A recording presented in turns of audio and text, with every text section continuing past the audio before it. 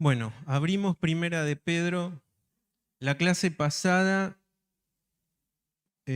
hablamos un poco del contexto en el cual se escribe algo que muchas veces leemos al pasar. Ahí en Primera de Pedro 2:17, tres palabritas solas,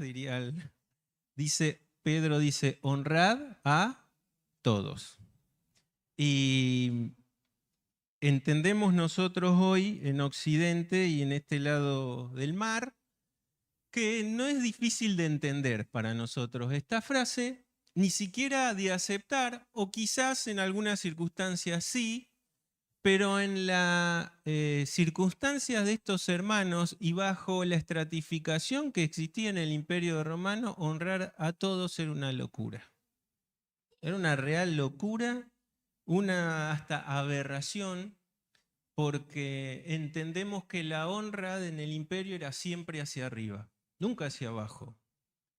Se honraba a los gobernantes, se honraba y se adoraba al César como un dios, se honraba solamente a los pater familia, o sea que las mujeres quedaban en un escalón abajo, y los niños ya vimos qué condición había, ¿no? Con los niños también el infanticidio era algo aceptado por la cultura, terrible lo que pasaba. Y en medio de todo ese contexto, Pedro dice que hay que honrar a todos. Y esto rompe con la estructura de una sociedad. Y es difícil poder volvernos hacia, a veces a mí me gustaría una máquina del tiempo, ¿viste? Es decir, poder ver lo que realmente era y vivir estas palabras que leemos hoy con una nitidez, ¿viste? Mayor. Vos decís, se juntan los cristianos en casas, pero en las reuniones tenés esclavos, tenés mujeres y tenés de distintas estirpes, no solo romanos, tenés también de otros lugares, pero están ahí unidos en el nombre de Jesús y en comunión. Porque cuando el mandato era que estén en comunión, era que se acepten, no importaba ni la raza, ni si eras judío gentil, ni si eras hombre o mujer, ni si eras esclavo y libre. ¡Ah! Terrible. ¿Cómo me voy a sentar al lado de un esclavo si no tienen ni derechos ni dignidad en el imperio? Y entonces vamos a ver la parte que queda del capítulo 2. Dice Pedro, honrad a todos. Recuerden que esta honra a todos tiene que ver estrictamente con lo que corresponde a reconocer la dignidad humana universal. Todos por ser criaturas de Dios tenemos la dignidad que Dios nos dio. Y después tenemos una dignidad mayor cuando somos ¿qué? Hijos de Dios. Es la dignidad suprema del ser humano. A veces hoy escuchaba, hoy no, ayer escuchaba o anteayer una predicación de Delutri que hablaba de esto de lo que comúnmente se le dice cristiano, como si fuese, como cualquier cristiano, una frase, ¿no? Como si todos fuesen o hijos de Dios o una pertenencia solo por el hecho de ser personas. Nosotros entendemos que somos criaturas primero de Dios. Él nos creó. Y por esa, a imagen y semejanza, tenemos una dignidad propia. Pero cuando Cristo viene a nuestro corazón, esa es la mayor dignidad que Dios nos pudo haber dado. Por eso también, como hoy se hablaba de la conducta, dice que nuestra conducta tiene que ser acorde a esa dignidad de ser hechos hijos de Dios. Dice, honrad a todos, amad a los hermanos, temed a Dios y honrad al rey. Un poco resume lo que venía diciendo anteriormente acerca de que por causa del Señor, y esto siempre lo tenemos que tener en cuenta, nuestra vida y nuestro acto, nuestro actuar, nuestro comportarnos, nuestro hablar, por causa del Señor. Aún nuestro padecer es por causa del Señor. Es anterior a cualquier otro semejante a nosotros. Y dice El 18, entendemos lo que queda, no lo voy a ampliar porque entendemos lo que es amar a los hermanos, ¿no? Bajo el contexto de honrar a todos es amar a todos los hermanos, ¿sí? Sin distinción tampoco. Temed a Dios, entendemos lo que es, y honrar al rey ya lo habíamos visto anteriormente. Ojo, la honra al rey no es adoración, no es temor al rey, porque nosotros solo podemos temer a Dios. Un hijo de Dios no puede temer ni a Satanás, ni a los demonios que son superiores en potestad a lo que somos nosotros. Nosotros al único que tememos, ¿quién es? A Dios exclusivamente, ¿sí? Porque incluso como hoy también se mencionaba, tenemos victoria por medio de la victoria de Cristo Jesús, que ya venció a todas las potestades, a la muerte, y nosotros tenemos victoria. ¿Y esa victoria qué nos dio? Una esperanza de vida gloriosa, de incluso descansar en que un día no solo estaremos, sino que a la medida de Cristo resucitaremos también. Y eso es por medio también de esa dignidad que Él nos dio por ser sus hijos. Verso 18. Criados, estad sujetos con todo respeto a vuestros amos, no solamente a los buenos y afables, sino también a los difíciles de soportar, porque esto merece aprobación. Si alguno, a causa de la conciencia delante de Dios, sufre molestias padeciendo injustamente, pues qué gloria es si pecando sois abofeteados y lo soportáis.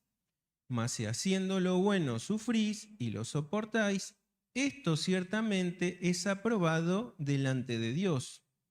Pues para esto fuisteis llamados, porque también Cristo padeció por nosotros, dejándonos ejemplo, para que sigáis sus pisadas, el cual no hizo pecado, ni se halló engaño en su boca, quien cuando le maldecían no respondía con maldición, cuando padecía no amenazaba, sino encomendaba la causa al que juzga justamente, quien llevó él mismo nuestros pecados en su cuerpo sobre el madero, para que nosotros, estando muertos a los pecados, vivamos a la justicia, y por cuya herida fuisteis sanados. Porque vosotros erais como ovejas descarriadas, pero ahora habéis vuelto al pastor y obispo de vuestras almas. Esto se ata un poco también con el mensaje de hoy a la mañana, ¿no? Que uno cuando dice cuál debería ser mi modelo de comportarme como cristiano, ¿a quién tenemos que mirar? A Cristo. A Cristo. Y ustedes dirán, ¿por qué Pablo en algún momento les dice que sean imitadores de quién? La realidad es que no tenían la total revelación de Cristo. Hoy nosotros ya no tenemos excusa. Y entonces, como ellos no conocían a Cristo más que lo que los apóstoles podían decir, ¿a quién tenían que imitar directamente? Pablo se pone con ese modelo no porque era un soberbio, sino porque él entendía, y vaya si le costó, ser formado a la imagen también de Cristo, ¿no? Pero Pablo mismo habla en sus escritos de que Cristo es el modelo a seguir. Entonces, por causa del Señor, les dice Pedro, sujétense a las autoridades, aunque no lo merezcan, aunque los persigan, aunque sean inmorales, aunque sean corruptos, porque es por causa del Señor. Lo segundo es un poquito más difícil de aceptar hoy. ¿A quién le habla? ¿A quién le está hablando? A los esclavos. Cuando dice sí, criados, se está refiriendo a esclavos, no a monotributistas o autónomos. La esclavitud en el Imperio Romano no era como nosotros tenemos la visión hoy de Kunta Kinte, ¿viste? De la esclavitud africana. Es cierto que era en algunos extremos dura, pero la esclavitud sostenía al imperio. Era la base del trabajo de la tierra, del trabajo de las minas, del sustento de comerciantes. Y ahora quiero hacerlos hablar un poquito ustedes y pensar, ¿Cómo se hacían los esclavos? ¿Cómo llegaban a ser esclavos a alguien? ¿Eh? Por deudas. Muy bien, Abel. Me quedé corto de efectivo, tuve que pedir prestado, le pedí a Gonzalo que me preste, pero yo sigo corto, no tengo trabajo. ¿Cómo le pago a Gonzalo? Gonzalo, voy a ser esclavo tuyo hasta saldar la deuda. Entonces Gonzalo me lleva a la obra, me hace hacer pastones, me hace pintar, todo hasta que cubro esa deuda. Ese era un modelo de esclavitud. En la medida de que Roma empieza a degradarse, empieza la inflación. Y usted va a decir, ¿cómo va a haber inflación? Sí, las monedas las empiezan a rebajar. Y el peso de las monedas ahora vale lo mismo, pero pesan la mitad. Inflación. No es algo de estos tiempos ya. La degradación viene de antes. Y entonces cuando empieza el hambre, cuando empieza la pobreza, muchos que eran incluso ciudadanos romanos se venden como esclavos. Les convenía más. Tenían el morfio asegurado. Tenían un techo, tenían casa. Claro, se tendrían que bancar algún maltrato de su amo, pero esto era base fundamental del imperio. Cuidado, también está la parte triste de esto, es que los padres podían vender como esclavos a sus hijos. Pero no necesariamente. El pater familias tenía también la autoridad de poder decir, esta niña va a ser esclava, por el tiempo que sea, para cubrir mis deudas, para lo que sea. Y lo más trágico de todo era la prostitución, que también era desde niños.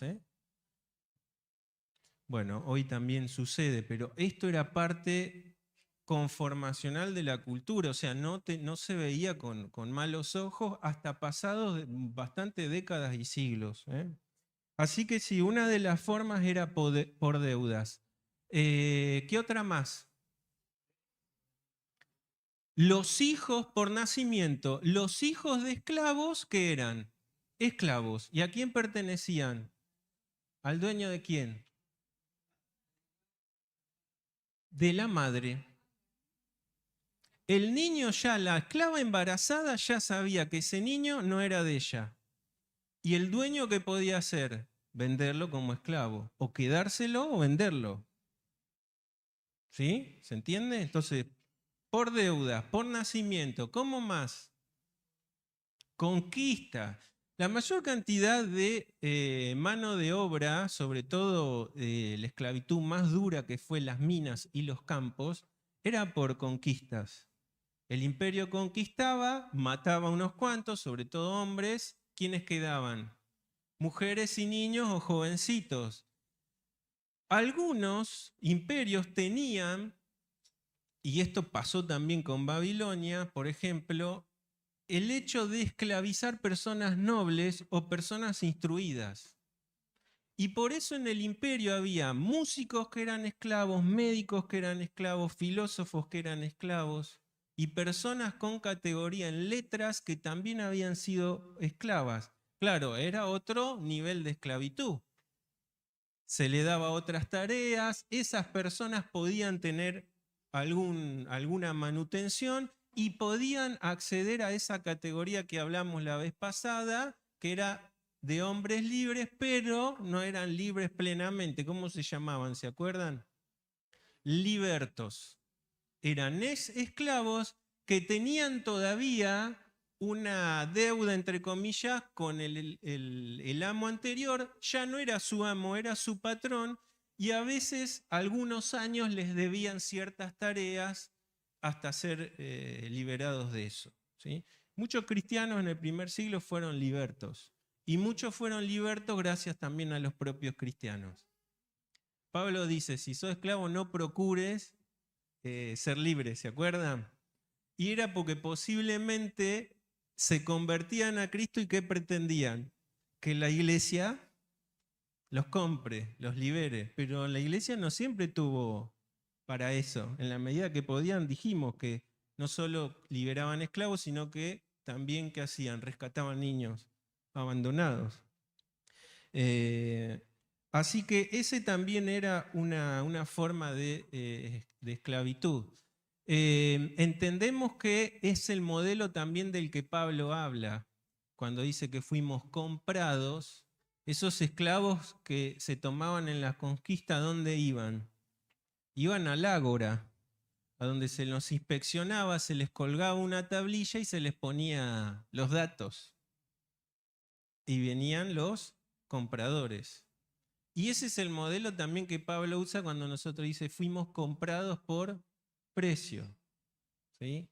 Pasa que el precio que Cristo pagó es su vida, la sangre, ¿no? Lo que hoy recordábamos. Nosotros éramos esclavos de quién? Del pecado y también en alguna medida de Satanás. Y pasábamos a ser a una categoría de la que hoy están incluso los que no tienen a Cristo, que dice ser hijos de qué? De ira. Sin Cristo y buscando encima y estando dominados por una fuerza oscura, lo único que puede caber en nosotros, ¿cuál es? Es la ira de Dios. Gracias por su gracia, que un día pasamos de ser hijos de ira a ¿qué? A hijos de Dios, hijos de la luz, por su gracia y por su misericordia, ¿no? Y hoy tenemos, como escuchábamos, al ser hijos de luz, somos los únicos en todo el mundo que podemos predicar tenemos este ministerio de reconciliar. No porque nosotros tengamos el poder reconciliador. ¿Quién tiene el poder reconciliador? Jesucristo. Nosotros lo único que hacemos que es transmitir el mensaje poderoso de la reconciliación. Y hasta ahí llegamos. Nosotros no podemos convertir a nadie. ¿Quién trabaja sobre eso? El Espíritu Santo. O sea, Él sigue siendo gracia de Dios aún en el actuar de su palabra, ¿no? Pero fíjense cómo todas estas cosas culturales que estudiamos tienen también y las toman los apóstoles para enseñar trasfondos que espirituales. Nosotros no entendemos mucho lo que tenía que ver con la esclavitud. Ahora vamos a leer un poco más, pero ese modelo de esclavos era el nuestro bajo la esclavitud del pecado. Y lo único que éramos y merecíamos era condena, hasta que Cristo nos redimió y nos puso en un lugar que no merecíamos. Dijimos, por deudas, por nacimiento, por conquista. ¿Cómo más se hacía un esclavo? ¿Eh? Sí, bueno, por voluntad propia hablamos también de eso. Por lo general no era porque, hoy tengo ganas de ser esclavo. No, no era así, sino que había una condición en la que vos decías, si no me vuelvo esclavo, no como o pasan cosas, ¿no? ¿Cómo más? Por condena, Sergio, muy bien. Te mandabas una macana en contra de las leyes romanas y el Estado podía dictaminar condena en hacerte esclavo del gobierno. ¿Y para qué te hacía esclavo? Y depende de la pena que te había mandado. Porque te podían mandar a las minas o te podían mandar en tareas administrativas. ¿Cuánto tiempo? Y lo que el dictamen del Estado diga. Capaz que era 1 año, 2 meses, depende la pena, lo que habías cometido. Pero sí, podías ser un esclavo también porque te cometiste alguna pena. En la otra era por abandono. Acuérdense, como decías vos, los niños abandonados, los esclavistas a veces ¿qué hacían? Los recuperaban, pero no para darles una mejor vida. Los criaban un poco y ¿qué hacían después? Los vendían por esclavo. Entonces era una fuerte de entrada también de dinero. Así que básicamente esa era la forma en que se convertían en esclavos. Quiero decirles que se estima que en Roma solamente el 40% eran esclavos.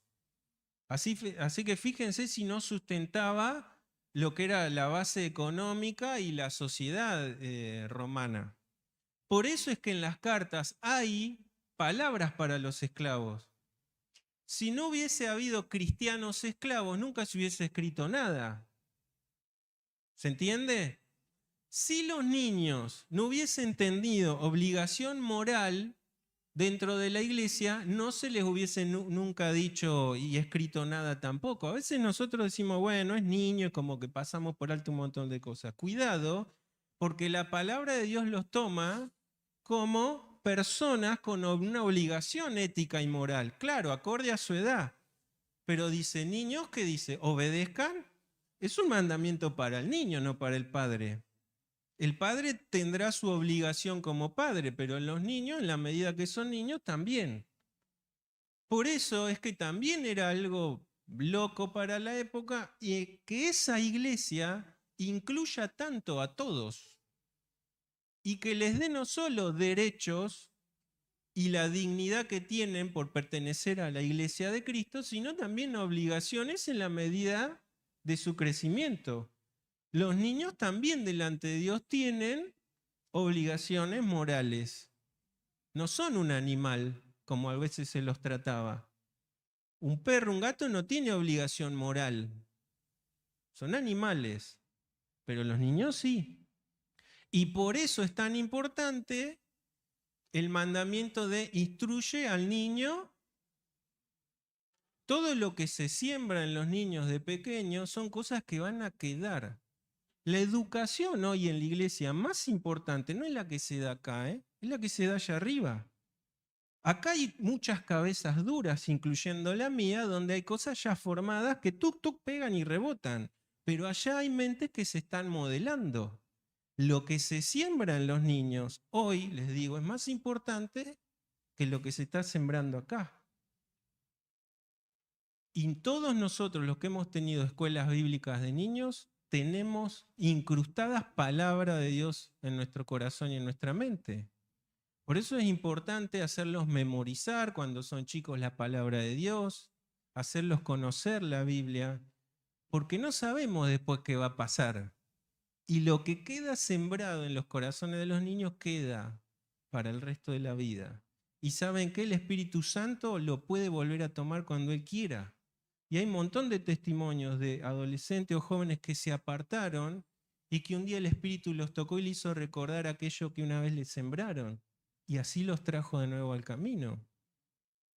Entonces, la honra es, este mandamiento no queda tampoco como algo tirado así. Dentro de la iglesia, nosotros manifestamos la honra a todos también, sembrando la palabra a todos por igual. Moody había entendido mucho esto. De hecho, se lo conoce por ser que el pastor de niños. No fue así al principio hasta que él entendió lo importante que era sembrar en los niños y cómo llevar el evangelio a través del niño a sus padres, a sus tíos, a sus abuelos. Eso sigue siendo hoy, porque saben que hoy Satanás a quien ataca más. Les está sembrando cosas perversas a los chicos, ¿eh? Mucho más la iglesia tiene que redoblar la enseñanza y el apuntalamiento de los niños. En la iglesia siempre, padres, hoy más que nunca, hablen de sexualidad, hablemos de lo que tengamos que hablar porque el mundo ya les está metiendo basura desde muy pequeño. Y nosotros tenemos que transmitir los valores de Dios, su palabra. Importantísimo. Es triste pensar en qué va a ser de esta generación en 10 o 20 años. Porque desde la tecnología y desde tantas cosas se está bombardeando esas cabezas y no con cosas buenas, tristemente. Entonces también el honrar a los niños tiene que ver con darles una muy, muy y excelente educación. Y padres, ejemplo. Papá no puede estar todo el tiempo con el celular y dejar al chico, ¿no? El padre tiene que ser un ejemplo en palabra y en conducta. Y hoy vemos eso también, ¿eh? El chupete es el celular y por el celular nos enteramos de muchas cosas que pasan por las redes, afectando a los niños, a las niñas, viendo cosas que no tienen que ver y afectando su cerebro a tempranas edades. Tenemos que estar atentos porque la honra también en los chicos tiene que ver con eso. con la educación de ellos en el crecimiento.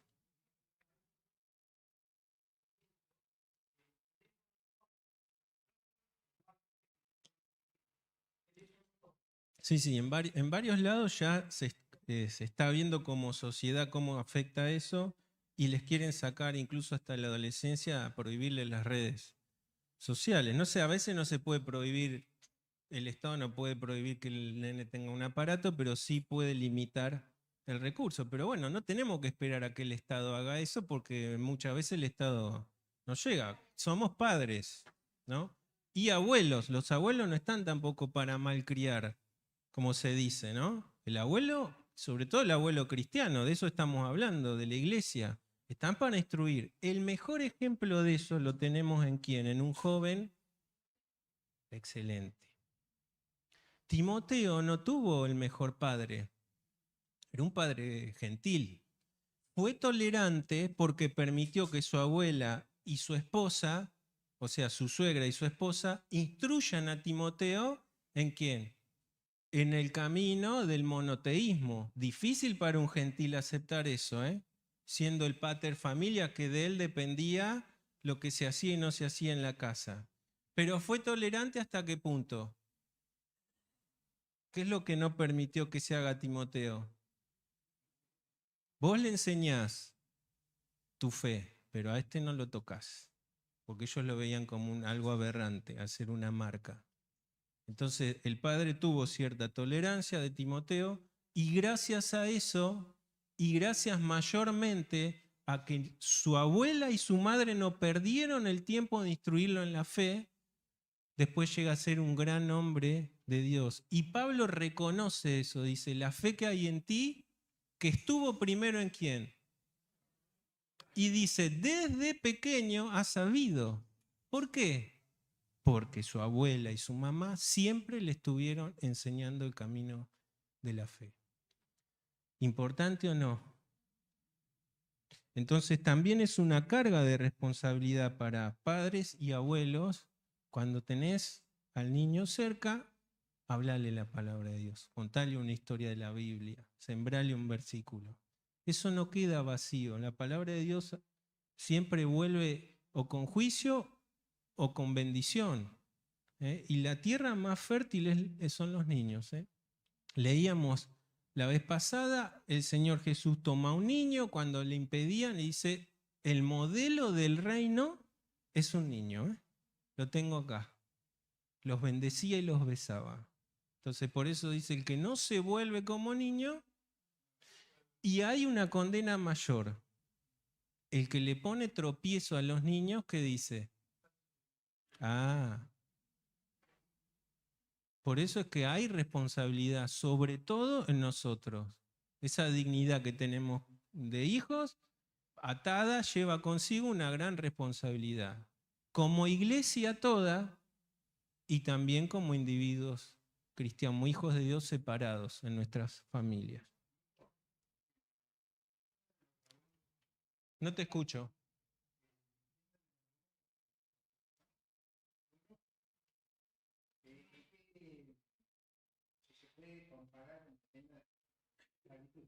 Bueno, sí, los eunucos eran esclavos.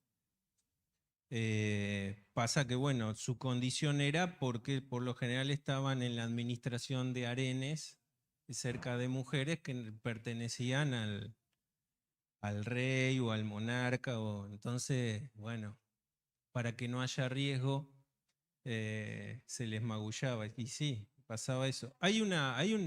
¿Saben que hay un debate que no se sabe si, por ejemplo, cuando Babilonia se lleva a Daniel, si los hicieron eunucos o no?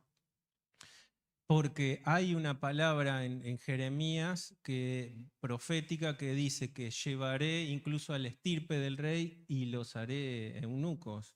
Entonces no se sabe bien qué pasaba, pero si hubiese sido así, hubiese sido doble el mérito de Daniel, ¿no? De permanecer aún así con su corazón limpio y puro. ¿Por qué? Porque lo que le agrada a Dios no es tanto nuestra condición externa, ¿no? Sino lo que hay adentro del corazón. Nosotros podemos hacer cosas que Dios mandó aún con un corazón perverso. ¿Y qué es lo que hizo el pueblo de Israel? hacía sus actos, sus sacrificios, todo, ¿y qué dijo Dios? Estoy hastiado de esto que están haciendo, no me traigan más, no quiero ver más sangre, porque su corazón, ¿qué es? Perverso, idólatras, y así terminan como terminan. Entonces, esta es la condición de la esclavitud en Roma. ¿Había tipos de esclavos? ¿Qué le parece a ustedes? Había tipos de esclavos. A los que Pedro se refiere, criados, la palabra es oiketes y es el esclavo doméstico. ¿Sí? Se refiere a eso. ¿Por qué? Bueno, porque posiblemente en esa persecución cristiana muchos eran judíos y los judíos no eran personas indoctas, eran la mayoría instruidos. Recordamos que siempre estaban ávidos para qué, y para los negocios, ¿no? Entonces, ya saber leer y escribir, top. Hoy en el currículum, ¿qué sería el top? Pero hoy, qué sé yo, podría ser saber inglés, saber algún idioma más, tener alguna capacitación, ¿no? En esa época, si sabías leer y escribir, podías llevar la administración del amo, qué sé yo, podías hacer otro tipo de tareas y eso te daba un nivel más elevado. O sea, no era el esclavo que le dabas un pico y lo único que hacía era para picar piedras o para la tierra, ¿no? Entonces posiblemente se refiere Pedro a esto porque era la mayor proporción de esclavos. Al salir sin tener nada, muchos de estos, dijimos, se habían hecho esclavos. ¿Qué hacían? Bueno, tareas de limpieza, cocina, también habían esclavas que se dedicaban a esto. También habían esclavos que se dedicaban a enseñar. Y esto también lo vemos en el modelo que Pablo dice que la ley fue ayo para llevarnos. El ayo era un esclavo. Era un esclavo capacitado porque el padre no podría o por ciertas circunstancias. ¿Y qué hacía? Le enseñaba en el crecimiento a cómo comportarse, leer y escribir y muchas cosas hasta que lograba la edad adulta. Ya no necesitaba más ayo, ya llegó. Y Pablo toma ese modelo y dice, la ley nos llevó a Cristo, pero estando Cristo ya no puede, ya que no sirve más el ayo, no sirve más la ley. ¿Se entiende? Por eso es un absurdo querer hoy muchos meter, como lo hicieron los judaizantes, hoy siguen estando presentes, volvernos a querer llevar a la ley, a observar alimentos, días, fiestas. No, eso fue un ayo que nos llevó a Cristo, como dice, era sombra de lo que iba a venir. Lo que iba a venir era la luz y Cristo es la luz. Así que también habían músicos también que eran esclavos. Y estos, claro, obviamente tenían una condición obviamente distinta a otros esclavos. Había esclavos rurales que trabajaban en los campos, las villas, las minas, los viñedos, etc. Estos sí tenían peores condiciones y a veces tenían maltratos también. Cuando vieron que leímos ahí que dice el 20, ¿qué gloria es si pecando sois abofeteados? No es metafórico, el amo golpeaba al esclavo también. Después, como dijeron, estaba el esclavo público que administraba tareas estatales en templos también y en archivos del Estado. Después estaban los esclavos profesionales. Estos eran médicos, muchos de ellos, como dijo Andrés, por conquistas a veces también se tomaban personas y se los categorizaba. ¿Qué fuiste vos acá? Yo era médico, listo, vas a seguir siendo médico, esclavo, pero médico. Contadores, secretarios, maestros también, y algunos tipos de músicos también podían acceder a esta categoría. Obviamente eran mucho mejor y estaban más cerca de poder lograr de ser libertos. Y después tenemos el más triste de todos, que es el esclavo sexual. Había esclavismo sexual también. Con mujeres mayormente, pero también con hombres. Y una categoría que hemos visto en las películas era los gladiadores. Eran esclavos. Muchos eran esclavos por conquista, pero otros también, si habían cometido un crimen y había circos que había que nutrir para esos espectáculos, ¿qué hacía? Eso se los mandaba al circo. Claro, ahí podías morir. ¿no? Depende de lo que hacían. Aunque muchas cosas que vemos en la tele no eran realidad, no era que todos los que iban a circo morían y todo era muerte porque se acababa el negocio del circo, sino, ¿se entiende? Eran luchas, representaban cosas, pero no, la mayoría no era muerte, ¿está? Y bueno, y lo que tiene que ver con esto, los gladiadores también podían acceder a ser libertos si eran muy populares, por ejemplo, y recibían donaciones y dinero, y entonces en algún momento podían llegar a acceder a ser libertos, ¿sí? Esta es la película de Gladiador, ¿no? Máximo, ¿no?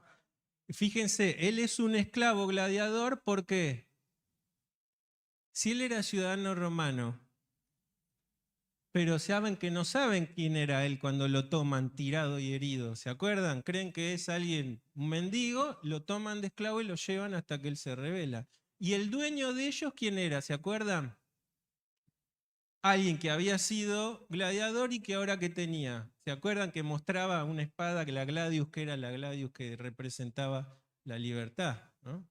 Así que bueno, tenemos como ven una amplia gama de esclavos en todo el imperio. 40% de Roma y se cree que hasta 12 millones en todo el imperio eran esclavos, de todo tipo y de todo color. ¿Eh? En este contexto, escribe entonces Pedro, criados estén sujetos a sus amos. Ahora lo entendemos. ¿Qué consideración tenía legalmente un esclavo? Ninguna. Era un objeto más del dueño, como tener una herramienta más. Miren, Platón dice, al esclavo no se le debe enseñar lo que corresponde al hombre libre, pues es impropio que aprenda la virtud de quien nunca podrá ejercerla. Ay, pero estás hablando de Platón, no fuimos antes de Cristo. Bueno, me vengo al siglo I. Barrón, Don Barrón. Las herramientas son de tres clases, dice. Las mudas, como el carro, las semimudas, como los bueyes, y las que hablan, como los esclavos. ¿Qué categorización de herramientas, Gonzalo? Mirá vos. Yo tengo herramientas, dice Gonzalo. Las mudas, la máquina que mezcla, y tengo algunos esclavos que hablan por ahí. Bueno, eran considerados propiedad absoluta del amo y eran una herramienta, o sea, no llegaban a la categoría de qué, de personas, uno lo ve como algo aberrante, ¿no? Catón el Viejo dice en el siglo II ya, el amo debe vender al esclavo enfermo o viejo como vendería un buey inútil. Interesante consejo de este hombre. Y Plinio el Joven dice, si un esclavo era acusado, debía ser interrogado bajo tortura, pues no se confiaba en su palabra. Este es el contexto de muchos, no todos, pero muchos esclavos a los que se refiere Pedro. Es interesante poder complementar esto y yo les voy a hacer una pregunta, porque es una pregunta también con la que se han hecho muchos y que juzgan al cristianismo por esto. Porque además, piensen una cosa, el esclavo no podía casarse legalmente, la única unión la podía permitir el amo, con otro esclavo obviamente, ¿para qué?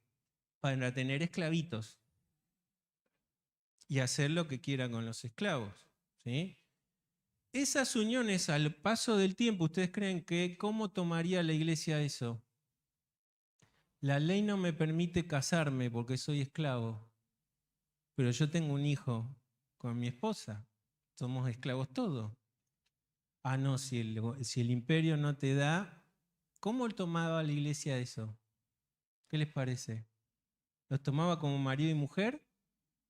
Sí. ¿Y sí?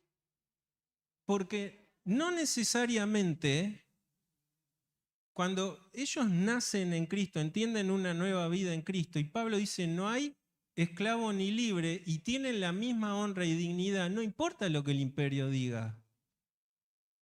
¿Se entiende? Por eso, a lo largo del tiempo, las iglesias, ¿qué hacían? Tenían registros de las uniones. Yo no recuerdo, más o menos 2 generaciones atrás, cuando uno quería hacer los papeles de Italia o cosas, ¿a dónde se pedían los registros? Algunos a iglesias, que después habían pasado a centros administrativos. Pero a lo largo del tiempo la iglesia toma también cartas en el asunto y dice, che, bueno, el imperio no los deja hacer, pero estos dos son marido y mujer, tienen hijos, no importa si son esclavos. La iglesia los reconocía como esposos. Si no, iba a ser una cosa muy injusta que porque el gobierno no los incluye a la iglesia, entonces no. ¿Cómo los tomaba entonces? No podían participar, no podían hacer nada. ¿Se entiende? Claro, esas son cosas que no están escritas implícitas en la Biblia, pero sí en fuentes extrabíblicas. Pero fíjense lo difícil que era ser cristiano y ser un cristiano esclavo. Ahora, la pregunta que queda es si Pedro legitima la esclavitud con esto que escribe acá. ¿Qué les parece a ustedes? Muchos critican al cristianismo por no oponerse literal y abiertamente a esto. Pero lo que Dios quiere hacer, lo quiere hacer desde el corazón. Terrible. Bueno, el movimiento que impulsó también la liberación es movimiento con valores cristianos. Así que lo que Dios hace lo hace a través del corazón y cuando cambia el corazón cambia consecuentemente todo lo demás. Así que no se avala el modelo de esclavitud. Lo que hace Pedro es enmarcar eso que no se puede cambiar. Dijimos que el 40% y la condición del imperio era de esclavitud. Si un cristiano agarraba armas en contra de eso, ¿hubiesen creído que el cristianismo hubiese durado tanto? Porque nosotros somos llamados al ministerio de la reconciliación en Cristo Jesús, que libera primero que cuando se libera el corazón del pecado, de la muerte y se le trae la luz de Cristo, todo después cambia. Y eso pasó a lo largo de la historia. Ustedes van a ver los movimientos de cambio en Occidente fueron por la conducta de cristianos y por la moral cristiana. Lo que significa esto no es que el cristianismo avaló la esclavitud, sino lo que hizo es llevar al cristiano a comportarse en el molde del cual no puede salir. Nunca el cristianismo avaló que el cristiano utilice armas, aunque sea en contra de cosas que Dios desaprueba. No, la transformación es por medio de, como hoy se hablaba, de nuestra conducta como cristianos. Y por eso Pedro después le dice, el modelo que yo les pido que tengan es lo que Cristo hizo. ¿O ustedes creen que Cristo fue juzgado justamente? Ustedes analicen bajo las leyes solo objetivamente cómo fue juzgado Jesús. Todo fue irregular, todo fue en contra de la ley establecida. Sin embargo, había un propósito. Y dice algo ahí interesante, dice que cuando le maldecían, ¿qué hacía? Cuando padecía, ¿qué hacía? No amenazaba. Dice, ¿a quién encomendaba? Entonces, Pedro, ¿qué es lo que quiere entender? Refuerza la idea del principio de por causa de Cristo. ¿Cómo? Sí, porque Cristo es el modelo de padecer injustamente y de encomendar todo a su Padre.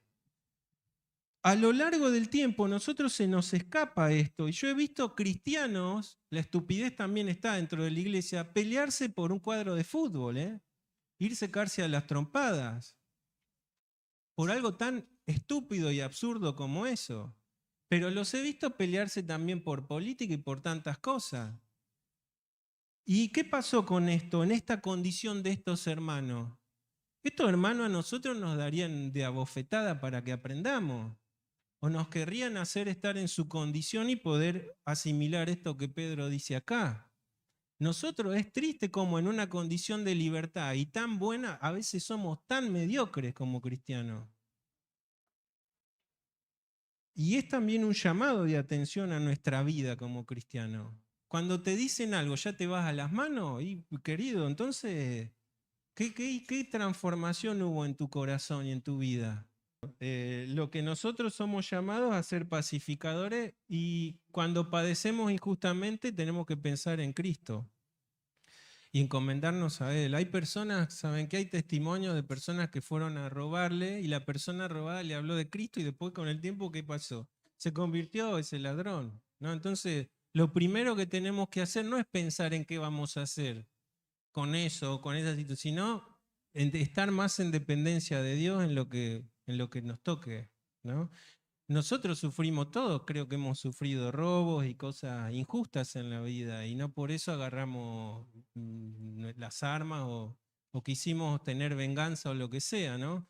Ese es el modelo de Cristo, de dejárselo a Él. No hay nada mejor que dejarle a Él. Por eso ahí está implícito qué cosa, el perdón. Otro tema para hablar en otro momento, ¿sí? Bueno, me pasé 5 minutos, tenía algunos textos más, los completo en la clase que viene, que ya es la última, pero bueno, no me quería tampoco, no quería pasar este tema así por pasar, sino contextualizar realmente lo que estos hermanos padecían y qué peso tiene ahora esta palabra distinta, ¿no? Cuando nosotros contextualizamos vemos que realmente como dice alguien, si querés una religión no busques la cristiana, no busca otra más fácil, porque realmente el cristianismo exige de nosotros un modelo de vida de virtud, a semejanza de quién, y nada más ni nada menos que de nuestro Señor y Salvador Jesucristo.